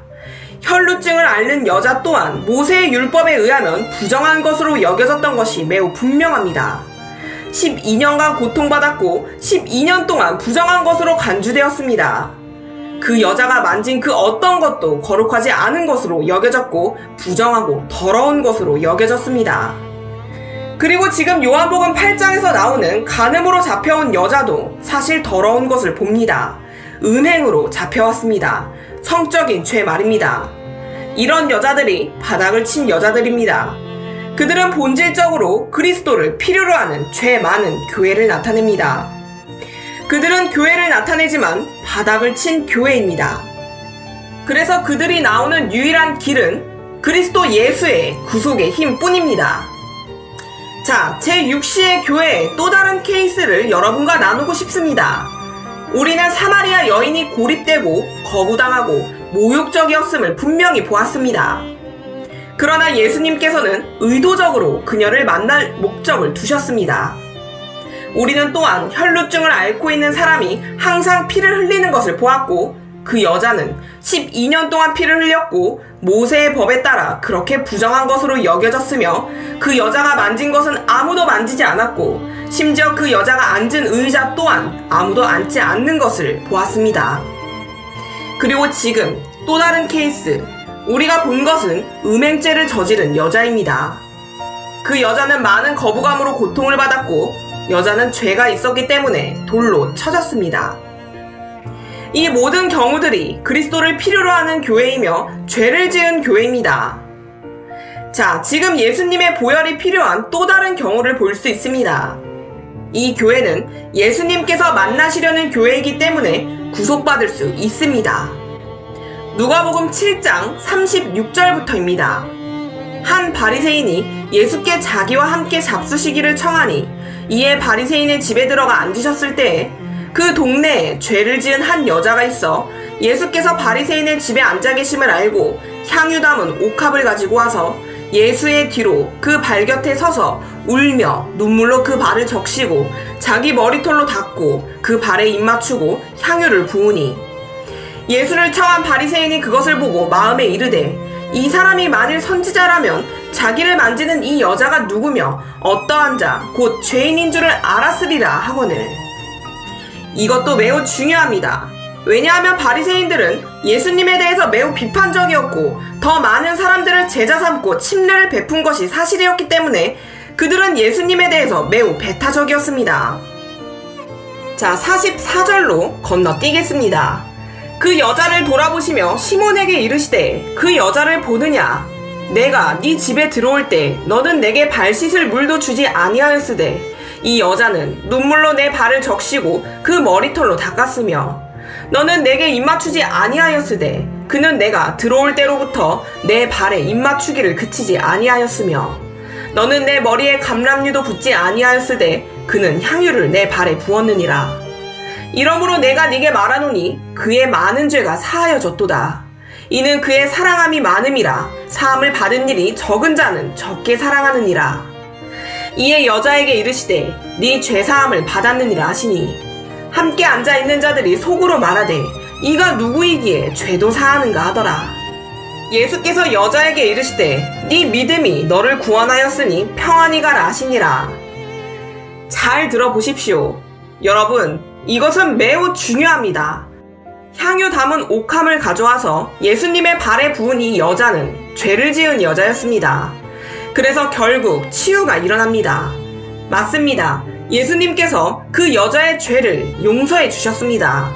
사마리아 여자에게서와 똑같은 일입니다. 그렇다면 지금 잃어버린 아들은 어떻겠습니까? 누가복음에 나오는 탕자를 보십시오. 잃어버린 아들은 밖으로 나갔습니다. 완전히 바닥을 칠 때까지 아무것도 없었습니다. 그는 조롱당했고 고립되었고 거절당했습니다. 그는 아버지가 준 재산을 가지고 먼 나라에 가서 거기서 다 방탕했습니다. 성경에 이르기를 그가 돌아왔을 때 형은 그와 싸웠습니다. 그래서 이 모든 것들이 구속을 위해서 예수님의 보혈을 필요로 하는 교회의 경우인 것입니다. 오직 이런 유형의 심판만이 하나님의 나라에 들어가고 오직 이런 유의 교회만이 주님으로부터 용서를 받는 것을 우리는 분명히 보았습니다. 그래서 오늘날 우리는 야곱의 우물에서 일어난 일을 이해하는 것이 매우 중요합니다. 야곱의 우물에 있는 교회, 고립되어 있는 교회는 쓴 마음으로 주님을 섬기고 그 교회는 그들의 죄를 인식하고 그런 교회가 주님에 의해서 인도되는 그런 교회인 것입니다. 여러분이 보다시피 사마리아 여자와 같은 교회입니다. 주 예수님께서는 계속해서 그 여자와 말씀을 나누십니다. 요한복음 4장 16절입니다. 이르시되 가서 네 남편을 불러오라. 자, 여자는 이분이 영원한 물, 생수에 관해서 이야기할 때 여자는 물을 마셔야 하고 다시는 목마르지 않을 것을 깨달았을 때 여자가 가장 먼저 한 일은 이르되 주여 그런 물을 내게 주사 목마르지도 않고 또 여기 물 길르러 오지도 않게 하옵소서 라고 했습니다. 이 말은 제6시의 우물에 오기 위해서 몰래 숨어서 오고 모욕을 당하는 것에 지쳤다는 것을 의미합니다. 하지만 예수님께서는 가서 네 남편을 불러오라, 네 남편을 불러오라 하십니다. 다른 말로 하면 예수님께서는 그 여자의 죄를 자복하도록 그 장면을 열어주셔서 여자가 회개하도록 하십니다. 보십시오. 17절입니다. 여자가 대답하여 이르되 나는 남편이 없나이다. 예수께서 이르시되 네가 남편이 없다 하는 말이 옳도다. 너에게는 남편 5이 있었고 지금 있는 자도 네 남편이 아니니 네 말이 참되도다. 여자가 이르되 주여 내가 보니 선지자로소이다. 자, 이 여자는 무서울 정도로 예수님을 알아볼 수 있었다는 것을 여러분은 지금 매우 분명히 보고 있습니다. 지금 아침의 교회, 시원하고 깨끗한 물을 마시려는 교회, 소위 의로운 교회, 그리고 좋은 혈통으로서의 교회, 그 교회는 주님을 만나지 못합니다.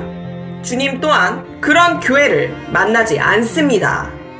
여러분이 오늘날 세상에서 보는 교회, 가장 편안한 교회는 세상에서 편하고 잘 먹고 좋은 차를 타고 세상의 방식과 스타일에 따라 세상과 같이 옷을 입고 세상에 맞는 복음을 전파하고 그들은 매우 편합니다. 그것이 시원한 물을 가지러 오는 아침 교회인 것입니다. 그러나 오늘날 거룩함과 의로움으로 주님을 섬기려는 교회는 박해를 받을 것입니다. 예를 들면 사마리아 여자로 대표되는 교회가 아버지가 주신 재물을 방탕하게 다 낭비한 잃어버린 아들과 또는 음행죄를 저지른 여자, 혈루증을 앓는 여자도 그렇게 대표되는 교회가 바닥을 친 교회이고 그리스도가 필요하다는 것을 보는 교회입니다. 그래서 우물이 있는 이 여자의 조상을 찾아보고 이해하는 것이 매우 중요합니다. 우선 이 우물이 누구에게 속한 우물이라고 했습니까? 야곱이라고 했습니다. 그렇다면 마태복음 3장으로 돌아가서 보면 세례 요한이 바리새인들에게 뭐라고 했는지 보십시오. 마태복음 3장 9절입니다. 속으로 아브라함이 우리 조상이라 생각하지 말라. 내가 너희에게 이르노니 하나님이 능히 이 돌들로도 아브라함의 자손이 되게 하시리라. 아브라함이 너희 조상이라고 생각하지 말라고 했습니다. 왜냐하면 그 당시 그들에게 조상은 매우 큰일이었습니다. 그와 같은 것을 여기서도 봅니다. 야곱의 우물에서 좋은 물을 깃는 그들에게 조상이란 매우 중요한 일이었습니다. 예수님의 보혈로부터 구속함을 감사하는 여러분도 그것과 같은 것입니다. 예를 들어 예수님께서 히브리 교회 출신이셨고 여러분은 유대인 공동체 출신입니다. 하지만 이방인 교회는 저 멀리 남겨져 있었습니다. 레위인을 통해 제사장이 있었지만 주님께서 데려오신 새로운 제사장이 있습니다. 히브리서 7장을 보면 예수님께서 말씀하시는 이 교회를 여러분도 볼 수 있을 것입니다. 히브리서 7장 1절부터 8절까지입니다. 멜기세덱은 살렘 왕이요 지극히 높으신 하나님의 제사장이라. 여러 왕을 쳐서 죽이고 돌아오는 아브라함을 만나 복을 빈자라. 아브라함이 모든 것의 10분의 1을 그에게 나누어 주니라. 그의 이름을 해석하면 먼저는 의의 왕이요 그 다음은 살렘 왕이니 곧 평강의 왕이요 아버지도 없고 어머니도 없고 족보도 없고 시작한 날도 없고 생명의 끝도 없어 하나님의 아들과 닮아서 항상 제사장으로 있느니라. 이 사람이 얼마나 높은가를 생각해보라. 조상 아브라함도 노량물 중 10분의 1을 그에게 주었느니라. 레위의 아들들 가운데 제사장의 직분을 받은 자들은 율법을 따라 아브라함의 허리에서 난 자라도 자기 형제인 백성에게 10분의 1을 취하리라는 명령을 받았으나 레위 족보에 들지 아니한 멜기세덱은 아브라함에게서 10분의 1을 취하고 약속을 받은 그를 위하여 복을 빌었나니 논란의 여지 없이 낮은 자가 높은 자에게서 축복을 받느니라. 또 여기는 죽을 자들이 10분의 1을 받으나 저기는 산다고 증거를 얻은 자가 받았느니라. 여기서 멜기세덱이 아브라함보다 컸다는 것은 분명합니다. 그래서 유대인들, 히브리 사람들은 아브라함이 우리 아버지라고 말할 수 없는 것입니다. 왜냐하면 예수님께서 멜기세덱으로 나타나셨기 때문입니다. 그는 족보도 없고 기록도 없습니다. 주님께서는 제사장에 관해 모세와 말씀하실 때 계속해서 레위에 대해서 말씀하셨습니다. 레위 계통이 제사장 직분이었습니다. 이방인 교회는 없었습니다. 언약이 바뀔 때까지 제사장이라 불리는 사람은 아무도 없었습니다. 하지만 지금 언약이 바뀐 것을 보십시오. 히브리서 7장 11절에서 17절까지를 보겠습니다. 레위 계통의 제사 직분으로 말미암아 온전함을 얻을 수 있었으면 백성이 그 아래에 율법을 받았으니 어찌하여 아론의 반차를 따르지 않고 멜기세덱의 반차를 따르는 다른 한 제사장을 세울 필요가 있느냐. 제사 직분이 바꾸어졌은즉 율법도 반드시 바꾸어지리니 이것은 한 사람도 제단 일을 받들지 않는 다른 지파에 속한 자를 가리켜 말한 것이라. 우리 주께서는 유다로부터 나신 것이 분명하도다. 이 지파에는 모세가 제사장들에 관하여 말한 것이 하나도 없고 멜기세덱과 같은 별다른 한 제사장이 일어난 것을 보니 더욱 분명하도다. 그는 육신에 속한 한 계명의 법을 따르지 아니하고 오직 불멸의 생명의 능력을 따라 되었으니 증언하기를 네가 영원히 멜기세덱의 반차를 따르는 제사장이라 하였도다. 그래서 이것을 이해하는 것이 매우 중요합니다. 여러분, 같은 상황으로 주님께서 우물에서 사마리아 여인을 만나셨을 때 사마리아 여자는 거부당했고 그녀의 족보는 정확하지 않았습니다. 그래서 여자는 아브라함의 우물에서 물을 길어다 마시고 있었지만 고립되어 있었고 그녀는 고통스러웠습니다. 혹독한 거절을 당하는 가운데 있었습니다. 그래서 한낮에 물을 길르러 오는 것이 당연했습니다. 그래서 그녀를 제6시의 사람이라고 부르는 것이었습니다. 그 여자가 주 예수님을 만날 수 있는 우물로 왔으며 그 여자는 그 방문의 시간에 만난 것이었습니다. 그러나 여러분, 오늘날 보는 교회처럼 세상에서 편안하게 잘 살고 잘 먹고 세상과 타협한 교회는 방문의 시간을 만나지 않습니다. 그것이 오늘 주님께서 말씀하시는 메시지입니다. 여러분은 거절당함에 고통받고 고통에 익숙한 교회여야 합니다. 왜냐하면 예수님 자신이 이사야 53장에서 멸시를 받아서 사람들에게 버림받았으며 사람들에게 버림받은 모퉁이 돌이었고 고통에 익숙했기 때문입니다. 여러분은 그리스도의 정체성에 대해서 알아야 합니다. 그리스도가 받은 고난 말입니다. 심지어 여러분이 방문의 순간을 만나게 하기 위해서 예수님께서 얼마나 어떤 고통을 통과하셨는지 깨닫고 감사해야 합니다. 그래서 여러분은 본질적으로 제6시에, 정오에, 또 물이 깨끗하지 않은 때에 아브라함의 우물에 물을 길르러 오는 제6시의 교회가 되어야 하는 것입니다. 이 세상에서 고통스럽고 괴로워하고 세상에 편하지 않는 누군가가 되어야 한다는 말입니다. 제6시의 사마리아 여자처럼 그녀의 방문의 시간을 만날 수 있도록 말입니다. 자, 이제 두 번째 단계로 가보겠습니다. 그들은 아브라함의 우물에 대해서 말하고 있었습니다. 큰 이름, 아브라함, 야곱의 우물, 큰 이름, 야곱 말입니다. 하지만 보십시오. 주님께서 예수님을 소개하시는데 고통에 익숙하고 족보가 없다고 합니다. 아버지도 없고 어머니도 없다고 합니다. 멜기세덱이 나타난다면 그는 예수님이십니다. 아무 족보도 없고 기록도 없고 그 지파는 유명한 레위 계통도 아닙니다. 레위 지파가 아닙니다. 그는 하나님께 부여받아서 제사장이 된 것이었습니다. 제가 지금 무슨 말을 하는지 아시겠죠? 우리는 지금 제사장에 대해서 배우고 있는데 이번에는 유대 지파 출신이지만 지금 제사장이라 불린다는 것입니다. 레위 지파가 아닌 유다 지파. 이것은 이방인 교회가 주님께 아브라함과 함께 하신 언약으로 접목된 것을 본질적으로 말하고 있는 것입니다. 이해하시겠습니까? 사마리아 여인이 사실 휴거에 들어가는 교회, 부흥교회를 말하고 있다는 것을 이해하고 있다는 것이 매우 중요합니다. 요한복음 4장 19절 이하를 보십시오. 여자가 이르되 주여 내가 보니 선지자로소이다. 우리 조상들은 이 산에서 예배하였는데 당신들의 말은 예배할 곳이 예루살렘에 있다 하더이다. 예수께서 이르시되 여자여 내 말을 믿으라. 이 산에서도 말고 예루살렘에서도 말고 너희가 아버지께 예배할 때가 이르리라. 너희는 알지 못하는 것을 예배하고 우리는 아는 것을 예배하노니 이는 구원이 유대인에게서 남이라. 아버지께 참되게 예배하는 자들은 영과 진리로 예배할 때가 오나니 곧 이때라. 아버지께서는 자기에게 이렇게 예배하는 자들을 찾으시느니라. 여러분은 야곱의 우물에서 진행되는 예배가 두 종류 예배가 있다는 것을 분명히 봅니다. 자, 한 그룹은 아침에 예배를 드리고 있고 야곱의 우물에서 드리고 있습니다. 그러나 사마리아 여자처럼 정오에 예배를 드리는 사람들만 생수를 만날 수 있고 참된 예배에 들어갈 수 있습니다. 왜냐하면 예수님께서는 지금 이 여자가 이제 예수님을 선지자로 확인했다는 사실을 아셨기 때문에 지금 말씀하고 계십니다.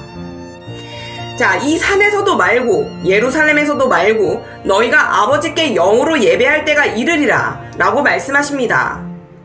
그리고 여자가 즉시 예수님을 식별할 수 있었기 때문에 참된 예배자가 될 수 있다는 것을 주님께서는 그 여자의 마음을 보신 것입니다.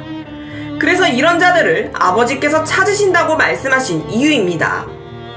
그래서 제6시에 이 여자를 보십시오. 그들은 마을에서 이 여자를 거절했고 악마 취급했고 비인간적으로 취급했습니다. 그런 여자가 물을 기르러 옵니다. 아무도 오지 않는 시간에 와서 깨끗하지도 않는 물을 깃습니다. 그 여자는 그녀의 죄가 가득한 이 세상에서 불편하게 물을 마셨던 것처럼 깨끗하지 않은 물을 길었습니다. 이런 여자를 예수님께서 만나시려고 하셨고 그래서 여자는 생수를 만날 수 있었던 것입니다.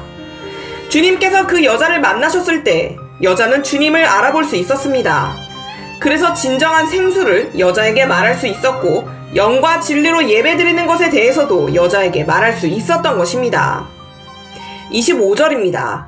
여자가 가로되 메시아 곧 그리스도라 하는 이가 오실 줄을 내가 아노니 그가 오시면 모든 것을 우리에게 고하시리라. 여자가 이런 말을 했다는 것이 정말 놀랍습니다. 여러분, 그 여자의 영적인 눈이 이미 열린 것입니다. 이렇게 야곱의 우물에 제6시에 오는 사람들만 오직 눈을 뜨게 될 것입니다. 만약 여러분이 편안한 시간에 온다면 그리스도의 교회가 오늘날 어디 있는지를 보십시오. 편안한 시간에 오는 여자는 물이 차가운 아침에 야곱의 우물에서 예배를 드리느라 바쁩니다. 고난도 없고 고립도 없으며 고뇌도 고통도 보지 않습니다. 그래서 죄에 있어서도 매우 편안하고 메시아가 올 필요를 보지 못합니다.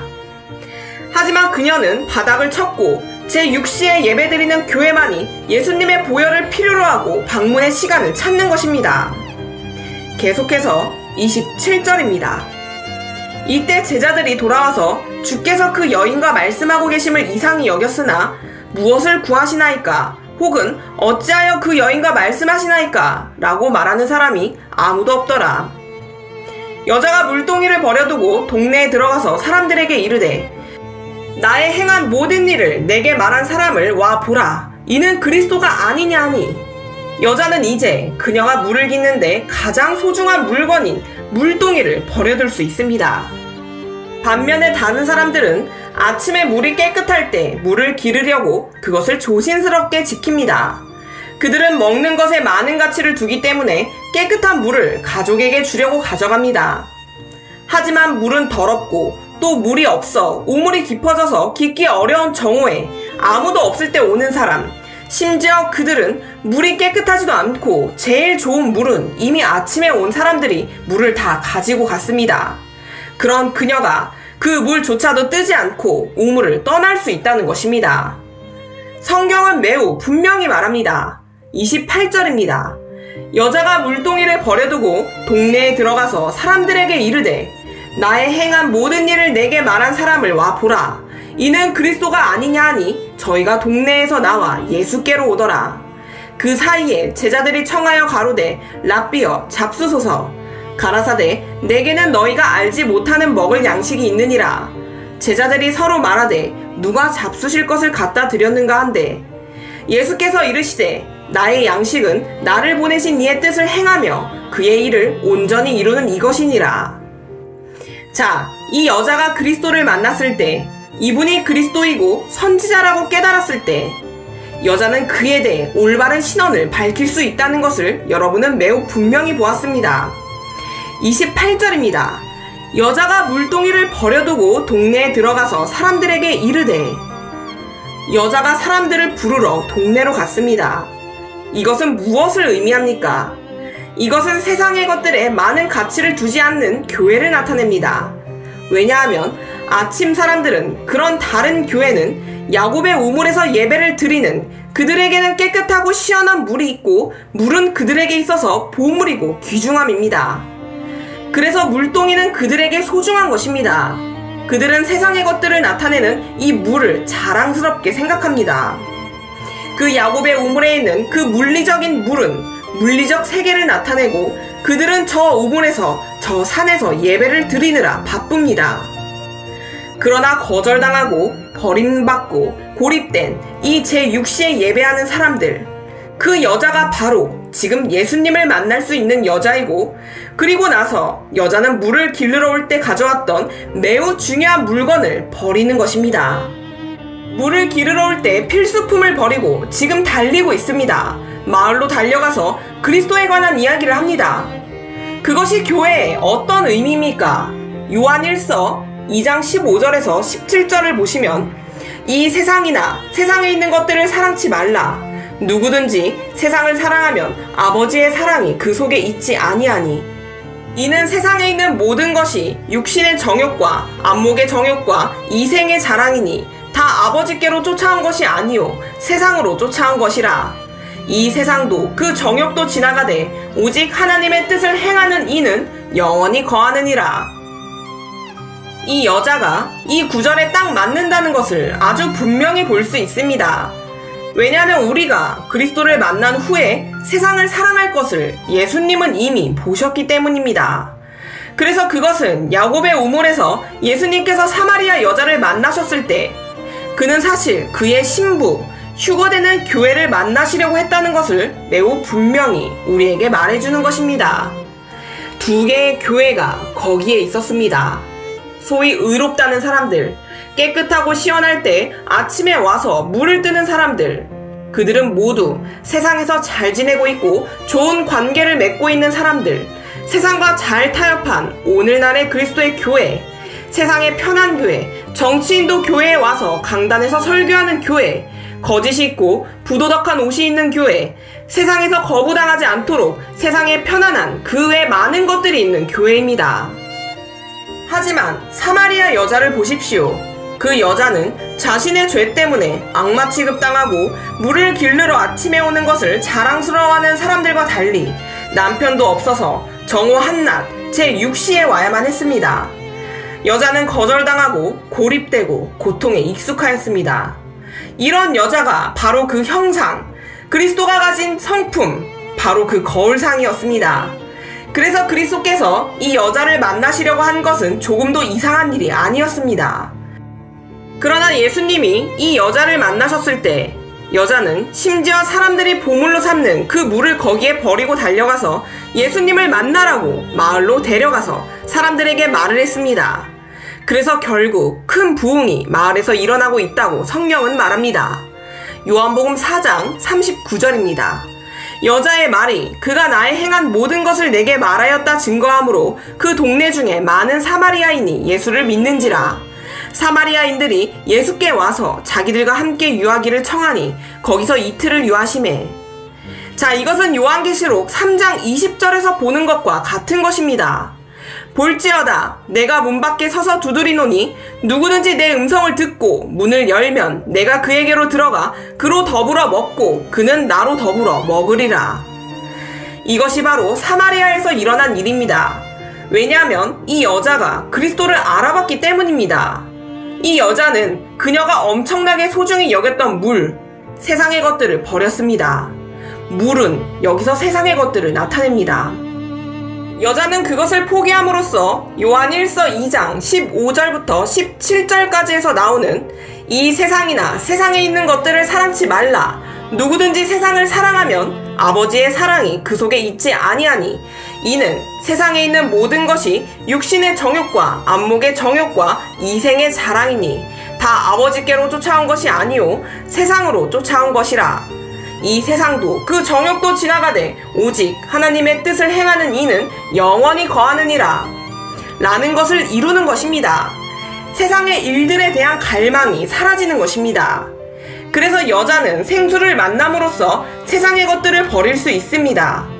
이 여자는 이미 그녀의 갈증을 영원히 간직했기 때문에 마을로 달려가서 사마리아 사람들을 데리고 옵니다.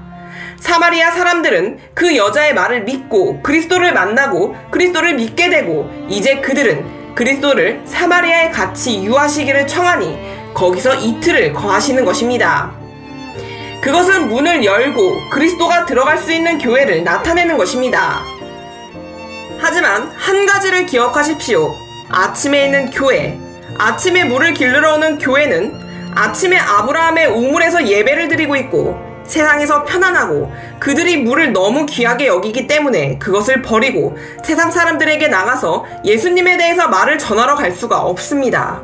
그런 교회를 여러분이 지금 오늘날 세상에서 보는 교회이고 그런 교회가 전 지구상에 있습니다. 그들은 세상에서 너무나 편안합니다. 사람들은 큰 차를 고르고 목사는 큰 돈을 수거해서 월요일에 은행에 가서 예금을 합니다. 그런 교회는 우선 그들의 방문을 만날 수 없고 그리스도를 만날 수 없습니다.